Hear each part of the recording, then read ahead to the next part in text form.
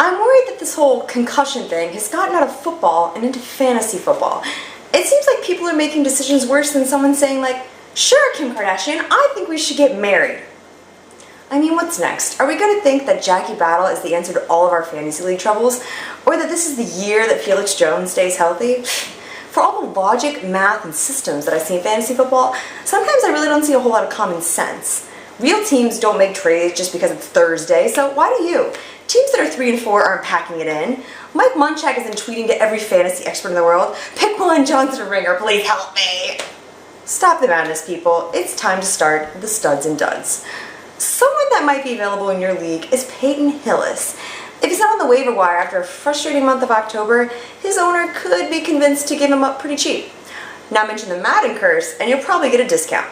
Part of Hillis' problem has been the perception that he's pouting over a contract, but the real reason has been a hamstring strain that's kept the big bull of a man from being able to run through the china shop.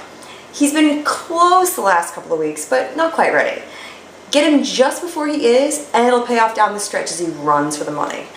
Another big guy that's coming back this week is LeGarrette Blount. The bye week arrived in time to help heal up his knee, and with the offense that's sputtering, there's some indications that Raheem Morris is ready to shift back to a power offense, more like what they had last season.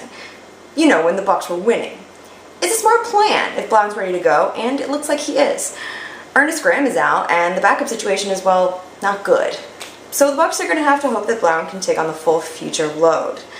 This week's stud isn't who you'd expect. Wes Welker is a fantasy stud. He's the #1 wide receiver so far this season, but I'm a bit worried that the Steelers just gave the league a blueprint on how to beat him. They shouted him everywhere with Ike Taylor, a physical CB who pressed him hard.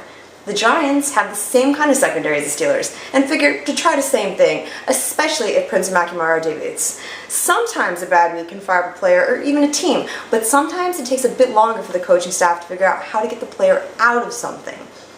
The Patriots have to face the Giants, the Jets, and the Eagles in the next 4 weeks, and all of them could do the exact same thing to Welker. He's just not automatic right now. This week's question comes from the creatively named Giants fan. That had to be tough in the schoolyard. Giants fan asks if Phillip Rivers is going to put up elite numbers or if he should be traded. That's a pretty big gulf there, Giants fan. Elite or he's out?